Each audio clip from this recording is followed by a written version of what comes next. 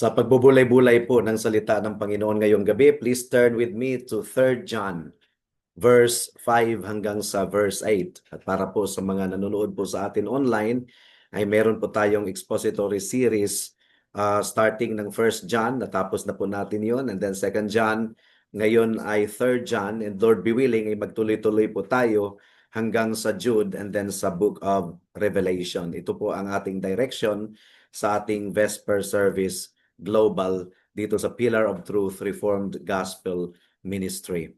3 John verse 5 hanggang sa verse 8. At ito po ang sabi ng salita ng Panginoon. Minamahal, ginagawa mo ang tapat na gawa tuwing gagawa ka ng paglilingkod sa mga kapatid at gayon din sa mga taga-ibang bayan. Sila'y nagpatutuo sa harap ng iglesia tungkol sa iyong pag-ibig. Mabuti ang magagawa mo kung isusugo mo sila sa kanilang paglalakbay sa paraang nararapat sa Diyos, sapagkat humayo sila alang-alang sa pangalan na hindi tumanggap ng anuman mula sa mga hintil. Kaya't nararapat nating tustusan ang mga gayong tao upang tayo'y maging mga kamanggagawa sa katotohanan. Purihin ang Panginoon sa pagkabasa ng kanyang salita sa gabing ito. Sa kasaysayan po ng mga giyera, mga kapatid, sa kasaysayan po ng warfare, marami pong mga giyera ang natalo. Hindi dahil ang mga sundalo, ang mga soldiers ay mga duwag, kundi dahil ang supply lines ay naputol. Ang soldier, ang isang sundalo or ang mga sundalo na walang tinapay na kinakain or walang mga bala sa kanilang mga armalite, ay yaong sundalo na hindi talaga makaka-fight na sapagkat naputol ang supply. Now sa ating pag-aaral sa pangatlong liham ni Apostle John ngayong gabi, makikita natin ang tinatawag na supply chain ng mga missionaries noong unang siglo. Mga missionaries na pinadala ng mga churches. Kadalasan, nagse-celebrate po tayo sa mga frontline apostles and missionaries. Sila yung kilala eh. Sila yung nagiging tanyag yung kanilang pangalan kasi sila yung frontliners. Pero dito sa pangatlong liham ni Apostle John, ay talagang sineselebrate niya ang isang ordinary member ng pangalan ay Gaius. Si Gaius po ay hindi po apostle. Most likely, siya po ay isang lay person lamang. Hindi po siya sumulat ng mga liham, pero binuksan po niya ang kaniyang tahanan upang ipatuloy o i-accommodate. Okay, binuksan niya ang kaniyang tahanan upang patuloyin ang mga missionaries, ang mga naglalakbay na mga ngaral ng pangalan ng ating Panginoong Hesukristo. Kaya sa gabing ito, matutunan po natin na sa kaharian po ng Diyos, wala po talagang solo acts. Meron pong production crew behind every preacher. At sinasabi po sa atin ni Apostle John na kung tayo ay sumusuporta sa katotohanan and sumusuporta sa mga workers in the ministry, we become fellow workers of the truth. Kaya ang tema po ng ating pag-aaral ngayong gabi is that the global mission of the gospel is sustained by the local faithfulness of ordinary saints who undergird the truth through sacrificial hospitality and financial partnership. Meron pong apat na bahagi ang ating pagbubulay-bulay sa gabing ito. Unang punto, the ordinary habit of faithfulness. Pangalawa, the vertical standard. Pangatlo, the supreme motive. And pang-apat, the invisible fellow workers. At naway tulungan po tayo ng ating Panginoon sa ating pagpapatuloy sa pag-aaral ng kanyang salita. Tayo po muna ay manalangin at hilingin po natin ang tulong ng ating Panginoon. Salamat po, O Diyos, sa gabing ito na malaya naming maipapangaral ang inyong salita. At nawa po ay tumagos ito sa puso at isipan ng bawat isa, lalong-lalo na sa mga kapatiran sa iglesia na niligtas ninyo sa pamamagitan ng inyong awa at habag. Naway makita nila na kahit hindi sila frontliner, probably, O God, but they can be partners in the proclamation of the truth. At sa mga wala pa kay Kristo, naway gamitin ninyo ang message na ito para sa kanilang kaligtasan. Ito po ang aming samot dalangin sa pangalan ni Jesus. Amen. The ordinary habit of faithfulness. Ang sabi po ng verse 5, mga kapatid, mga kaibigan, minamahal, ginagawa mo ang tapat na gawa tuwing gagawa ka ng paglilingkod sa mga kapatid. Ang kapatid na tinutukoy dito ay yung mga panauhin ng mga missionaries. Tuwing gagawa ka ng paglilingkod sa mga kapatid at gayon din sa mga taga-ibang bayan. So both brethren in the church and missionaries from other places. Pinuri po ni Apostle John si Gaius dahil sa kaniyang matapat na paggawa sa bagay na ito. Now, in the Greek language, this implies a habitual discipline. Si Gaius ay hindi po nag-host ng mga missionary kung feel lang niya. When he felt inspired, saka pa lang siya mag-host. No, he did it because it was his identity in Christ. Matapat po niya itong ginagawa. At alam ninyo mga kapatid, ang hospitality, itong pagpapatuloy natin ng panauhin, isa yan sa ebidensya ng bagong kapanganakan. Si Gaius, nag-host siya ng mga strangers. Now, nung unang kapanahunan in the ancient world, delikado po ito. Kung magpapatuloy ka ng mga strangers sa pamamahay mo, this was really dangerous and it was also expensive. Pero bakit ginawa po ito ni Gaius? Na-realize po ni Gaius, mga kapatid, that he was once a stranger and an alien to God. He was once a stranger and an alien to God, but he had been hosted at the table of grace. Ang sabi po ni Apostle Paul sa Ephesians chapter 2, verse 12. Please turn there. Ephesians chapter 2, verse 12. Ang sabi po dito, na ng panahong iyon, kayo ay walang Kristo, hiwalay sa pagiging mamamayan ng Israel at mga dayuhan sa mga tipan ng pangako. Walang pag-asa at walang Diyos sa sanlibutan. So yun po ang ating estado nung wala pa tayo kay Kristo. But we have been hosted at the table of grace. Ang hospitality or itong mapagpatuloy sa mga panauhin, actually, isa ito sa mga requirements ng isang pastor or ng pagiging pastor. Kung ating babasahin po sa 1 Timothy chapter 3 verse 2. Pero nakikita po natin sa liham ni Apostle John na kahit ang ordinary member na si Gaius ay merong ganitong moral profile of an elder.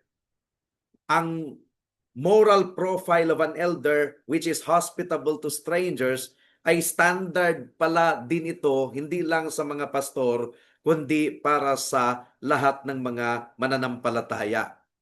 Now, think of a lighthouse keeper. Nung araw kasi, meron pong lighthouse ang mga daungan. Ang lighthouse keeper, yung nagsisindi ng ilaw, mga kapatid, hindi naman po siyang nagdadrive sa mga barko. Hindi po siya ang nag-steer. Talagang ordinary na nagsisindi lang siya ng ilaw. Pero dahil ginagawa niya itong matapat, ang mga barko ay hindi po nagbabanggaan. At kung hindi niya gagawin ito ng matapat, ay magbabanggaan yung mga barko or maligaw at hindi po makakarating sa daungan. Now, si Gaius po ay nagsisilbing lighthouse para sa mga traveling preachers. So yun po ang unang punto. The ordinary habit of faithfulness. Hindi pala kailangang maging pastor para makapag-exercise ng exemplary testimony before the members and before the brethren from other places. We just have to be faithful like Gaius. Pangalawang punto, the vertical standard. At ang vertical standard is worthy of God. Ang ibig sabihin, lahat ng ating ginagawa ay ginagawa natin parang ginagawa natin sa Panginoon. Ang sabi po dito sa verse 6 ng ating teksto, sila'y nagpatutuo sa harap ng iglesia tungkol sa iyong pag-ibig. Mabuti ang magagawa mo kung isusugo mo sila sa kanilang paglalakbay sa paraang nararapat sa Diyos. So, itong traveling brothers ay nag-testify patungkol sa pag-ibig ni Gaius before the church. Nagpapatutuo po sila before the church. Nakikita po natin na public testimony po ito ng isang private grace na dinidisplay po ni Gaius sa kanyang pribadong tahanan. Now, we can just imagine nung pinuri po or nagpatutuo ang mga kapatiran sa harap ng iglesia patungkol sa pag-ibig ni Gaius, most likely, nag-blush itong si Gaius, nahiya siguro siya dahil ang puso na tunay na lumalakad sa katotohanan, aware kasi siya, alam niya ang remaining sin na meron pa rin sa kanya, and naturally, nahihiya tayo kung makakatanggap tayo ng papuri. However, when the brethren testified, nung nagpatutuo ang mga brethren sa harapan ng church, they were not merely complimenting Gaius, they were reporting the miracle of grace. Pinupuri nila ang biyaya ng Diyos dahil nakita nilang pag-ibig ni Kristo sa testimony, sa aksyon ni Gaius. At kailangan nilang magbigay ng patutuo sa buong kapulungan patungkol dito. And when the church hears of a brother's love, syempre alam naman po natin na ang kaluwalhatian ay hindi natin ibibigay sa tao, kundi occasion po ito ng Soli Deo Gloria, for the glory of God alone. Hindi po natin pinupuri ang tao, pero pinupuri po natin ang Diyos, ang biyaya ng Diyos dahil binago niya ang isang tao.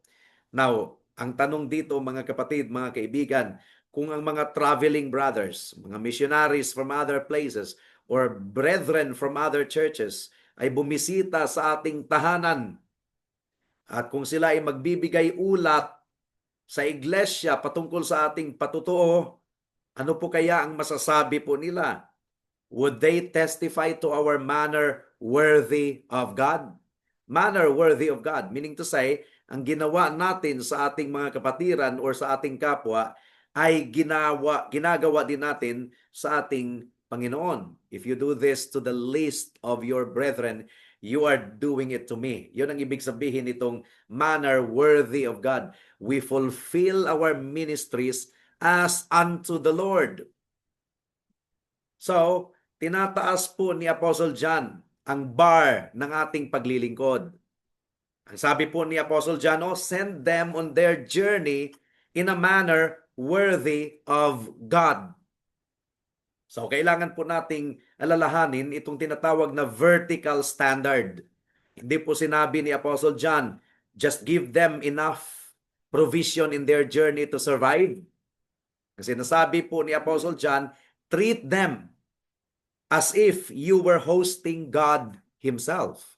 So alagaan mo itong mga panauhin na ito, isugo mo sila, bigyan mo ng provision as if you were hosting God Himself. So do it not as unto men, but as unto the Lord. Gaya ng sinabi po ni John Calvin, ang sabi po niya, our liberality to the servants of God is a sacrifice of sweet smell. Ang atin daong generosity sa mga lingkod ng Diyos, it is a sacrifice of sweet smell, according to John Calvin. To give worthy of God, ang pagbibigay na parang nagbigay tayo sa Diyos, ang ibig sabihin nito, we give with the same lavishness and cheerfulness that God showed us at Calvary. Dahil binigay ng ating Panginoon ang kaniyang sarili, inalay niya doon sa cross ng Kalbaryo para po sa ating kaligtasan. And then the Apostle John said, send them on their journey. Kung isugo natin ang mga panauhin bago sila umalis sa ating pamamahay at sila ay magpapatuloy na sa kanilang paglalakbay sa unang siglo, ang ibig sabihin nito, mag-provide ka ng pagkain para sa kanilang paglalakbay. Bigyan mo rin sila ng pera para kanilang magastos and perhaps letters of introduction para maindorso sila sa existing church sa kabilang syudad or kabilang bayan. It was indeed a complete supply chain for the gospel. Yun po ang mga missionaries nung araw. At kahit si Gaius po ay na-establish na po ang kaniyang testimony na siya po talaga ay hospitable, ay talagang inexhort pa rin siya ni Apostle John na magpatuloy sa kaniyang ginagawa. Ang biyaya pala ng Panginoon, mga kapatid, ay wala pong retirement. Walang retirement. Past success is no excuse for present passivity. Ang success natin sa gawain sa nakaraan, hindi po ito excuse na sa kasalukuyan ay maging passive na tayo.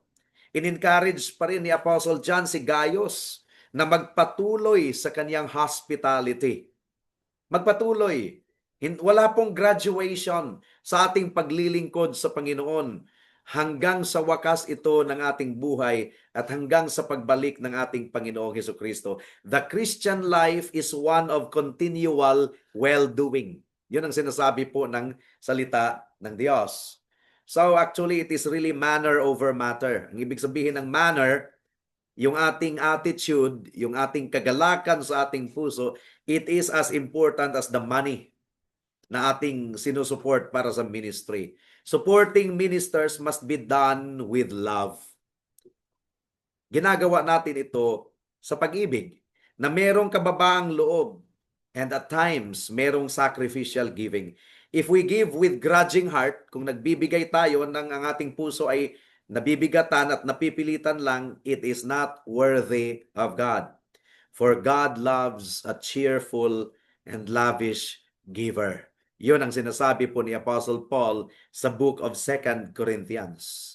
At dumako na po tayo sa pangatlong punto, the supreme motive. Ano ba ang motive kung bakit magbibigay support tayo sa mga frontliners, sa mga ngaral ng salita ng Panginoon? Ang supreme motive ay nasa verse 7. Ang sabi po ng ating teksto sa verse 7, sapagkat humayo sila alang-alang sa pangalan. Pangalan, capital letter P. Humayo sila alang-alang sa pangalan na hindi tumanggap ng anuman mula sa mga hintil. Now, why do we do this? Why do we exercise hospitality to the frontliners in the ministry? Why do we support them practically? What is our motive? And why did these men go out? They went out for the sake of the name. Pag sinabing the name, wala na po silang ibang message na pinuproclaim, kundi ang pangalan lamang ng ating Panginoong Hesukristo. So there is here the exclusivity of Christ. Sa Greek language, yung the name, it is a stand-alone name. It is the name above every name. Kasi marami pong nagmimisyon, pero marami ding humahayo para magsasagawa lang ng humanitarian endeavor. Mission versus humanitarian endeavor. If we are building wells but not preaching the name, kung tayo po ay humahayo pero hindi natin ipinapangaral ang name, ang pangalan, we are not doing Christian missions. We are just doing humanitarian work. The goal is the proclamation of the person and the work of Jesus. Nakita ninyo yung chain, yung pag-accommodate ng mga missionaries nung araw, pagbigay support sa kanila, and then pagbigay ng letter of endorsement para ma-endorso sila sa mga churches sa kabilang bayan na kanilang tutuluyan. Makikita po natin yung interdependence of churches. Interdependence pero wala pong hierarchy. Kasi equal po ang status ng bawat iglesia sa harapan ng Panginoon. There's no such thing as mother church, daughter church. Wala po yan. Denominational concept yan. Each local church is autonomous, equal footing. Each local church stands on equal footing in the sight of God. And the only authority above the local church is the Lord Jesus Christ Himself. Wala pong other church na mag-exercise ng authority sa isa pang local church. So, there is what we call autonomy of the local churches. But we are interdependent, meaning to say, ay tinuturo talaga ang biblical connectionism. Connectionalism rather. We hold on to the autonomy of the local church, pero gaya ng sinasabi po ng ating Confession of Faith, the Summarium Fidei Christianae Filipinas or The Summary of the Christian Faith Philippines, Chapter 30, paragraphs 14 and 15, ay tinuturo talaga that churches are called to hold communion with one another for the common good. At ang common good sa context ng 3 John is to support missionaries na humahayo at nangangaral sa pangalan ng ating Panginoong Hesukristo. There is also the need for endorsement. Dahil ang missions ay hindi po yan siya lone wolf endeavor. It's not a lone wolf endeavor. These brothers were sent and endorsed. Ang isang local church, na-identified nila yung gift ng mga brothers na ito, na verified ang kanilang orthodoxy, ang gospel na kanilang pinapangaral na totoo, na verified, na attested, na patunayan po ang kanilang gospel graces, and then ini-endorso sila for missions. We protect the pulpit and the mission field sa pamamagitan ng pagsiguro or pag-assure that those we support are not impostors, but are sent by a sister church of like faith and order. Naalala ko tuloy na meron tayong kapatiran sa Mindanao State University na nagtanong talaga sa atin na okay lang ba daw na magbigay donation kay Kibuloy, yung mga ganun na mga mangangaral. Ang sabi po natin, ba't tayo magbibigay? At alam naman natin na iba ang gospel na pinapangaral at hindi talaga gospel ng ating Panginoong Hesukristo. Before we support, we have to see to it that the person is really proclaiming the right gospel. The person or the so-called brethren must be proclaiming the name. We should protect the name. Every missionary effort we support must be examined. Alam po natin, ang mga churches ay nagbibigay ng mission support. Kung meron tayong alam na isang mission work na convict tayo na magbigay support, we have to see to it that the name of Jesus Christ is what they preach. Or is it merely humanitarianism? Wala namang problema kung magbibigay tayo sa humanitarian organization like relief operation kung merong calamity. Pero hinihikayat talaga tayo to really also allocate some of our resources for gospel missions. Now, dito sa Pillar of Truth ay meron po tayong jail ministry every Saturday. Meron tayong home for the aged outreach every quarter. Meron tayong regular community outreach sa biyaya ng ating Panginoon. At meron tayong regular radio broadcast sa Mindanao this time. At gumagastos tayo para lang maiproclaim ang pangalan ng ating Panginoong Hesukristo. At salamat sa Panginoon dahil may mga ibang gawain din dati na nag-extend din ng help para sa mga gawain na ginagawa natin para sa Panginoon. This is an illustration sa sinasabi po dito sa 3 John verse 5 hanggang sa verse 8.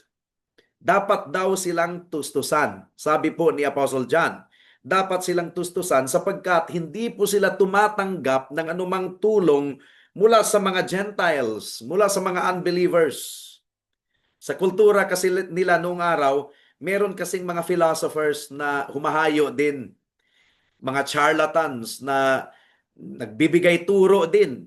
Kumbaga, mga philosophers, mga intellectuals na nagta-travel din, pero naniningil po sila ng bayad para sa kanilang quote-unquote wisdom. Uso yan noong araw. Na itong mga missionaries na ito, itong mga kapatirang tunay, hindi po sila tumatanggap ng pera mula sa mga tao, mula sa mga Gentiles. Talagang tumatanggi sila na tumanggap ng pera mula sa mga Gentiles at ang kanilang motive is that the gospel would not be seen as a for-profit scheme. Hindi po for-profit ang gospel. We do not merchandise the message of the gospel. Kaninong responsibility ang pag-support sa mga missionaries? Whose responsibility? For example, yung Heart Cry missionary nila Paul Washer, I believe na may mga churches din kahit dito sa Pilipinas ang nagbibigay support doon. So whose responsibility is it to support missionaries worldwide? If the world doesn't pay for the mission, hindi naman talaga obligation yan ng world, the church must. It's the obligation of the church. And this is a high calling. We do not ask the lost to fund the rescue mission that seeks them. No, no, no, no. That is not the job of the lost. We who have been rescued joyfully bear the cost. Tayo po ay joyful na nagbibigay. Now think of a lifeboat crew, yung merong barko. Yung mga crew sa loob ng barko, hindi naman nila hinihingi sa mga tao na nalulunod na, drowning na bago namin kayo i-rescue at pasakayin dito sa barko, magbayad muna kayo sa gas, sa fuel ng barko bago nila pasakayin para sa rescue. No, no, no, no. The people on the shore, the church, ensure that the boat is fueled and ready. Meron pong tinatawag ng ethics for asking. We should be careful kung paano tayo mag-raise ng funds para sa gawain ng ating Panginoon. We do not beg from the world. That is the general rule. We do not beg from the world. We present the need to the people of God. Our financial transparency is part of our gospel witness. A few years back, meron pong sister church na meron silang fundraising project para sa kanilang church at sila ay nagbenta ng mga alkansya na bamboo na pinadistribute sa mga churches at voluntary na nagbibigay ng mga barya, naghuhulog doon hanggang sa napuno and then binalik doon. So, nagagalak tayong gawin yan. We do not beg from the world. We present the need to the people of God. Now, kung merong mga unbelievers na gagamitin ng Panginoon, bonus na lang yan. But as a general rule, ang inaasahan talaga na magtustos sa gawain ng Panginoon ay ang voluntary contribution of the redeemed. Naniniwala po tayo sa sovereign provision ng ating Panginoon. Naniniwala po tayo, where the Lord sends us, He will also provide. Pero makikita po natin dito na hindi naman talaga kailangan ng isang iglesia, ang isang massive war chest. Ibig sabihin ng war chest, yung kaban talaga na punong-puno ng kayamanan. Hindi po kailangan ng church yan or kailangang umabot sa kaban-kabang yaman ang fund ng church bago makapag-send out or makapag-support sa mga missionaries. We just need to exercise sovereign confidence in the provision of God. Now, realistic logistics din ang ating gagawin. Of course, nagpaplano tayo, nagbabudget tayo, and we are realistic. We do not tempt God by being reckless. Di ba? Before we engage in mission, we plan, we budget, and we are realistic. We do not put God to the test na mag-engage tayo, mag-embark tayo ng mission work, tapos hindi pala natin masustain. So, we exercise realistic logistics also. But at the same time, ang ating logistics ay fueled by the regular sacrificial giving of the brethren. We work as it depends on us, stewardship, but we pray and trust as if it depends entirely on God for His sovereign provision. And that leads us to the fourth and final point, the invisible fellow workers. Ang nakikita kasi natin yung mga frontliner, di ba? Yung mga frontline missionaries and preachers lang nakikita po natin. Pero ang sabi po dito sa verse 8 ng ating teksto, kaya't nararapat nating tustusan ang mga ganyang tao upang tayo'y maging mga kamanggagawa sa katotohanan. Kinunclude po ni Apostle John ang kaniyang exhortation kay Gaius, commendation, sa pamamagitan ng obligation pa rin. We ought to support people like this. Kung tayo po ay magbibigay, kung tayo po ay nananalangin, kung binubuksan natin ang ating tahanan para sa mga manggagawa, hindi lamang pala tayo supporter. Ang sinasabi pala ng Biblia, we are co-partner. We are co-laborer. Kapwa manggagawa pala tayo. binanggit ko na kanina yung production crew analogy. 'Di ba, kung tayo ay manunood ng pelikula or manunood ng stage play, syempre ang nakikita natin ay ang mga artista lamang, ang mga actors and actresses on stage.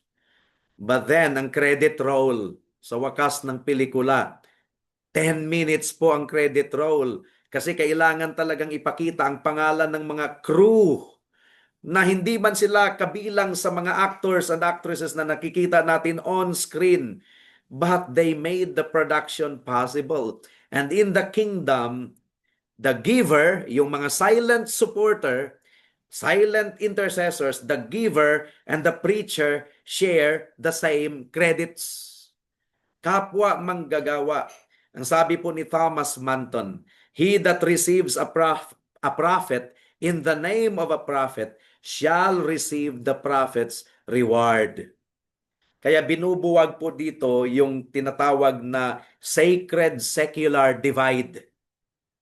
Ang isang kapatid na matapat na nagtatrabaho, nagninegosyo para maka-provide ng funds para sa isang missionary, ay hindi po siya lesser than the missionary himself. He is actually a partner in the same work. One provides the boots na isusuot ng missionary, the other provides the feet, ang missionary yung feet, but both are walking in the same truth. So notice na hindi lamang tayo kamanggagawa para sa isang cause or para sa isang denomination, but we are co-laborers for the truth.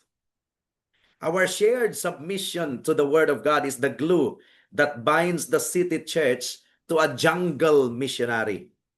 Ito po yung ating unifying anchor. What binds the giver in the city to the preacher in the field?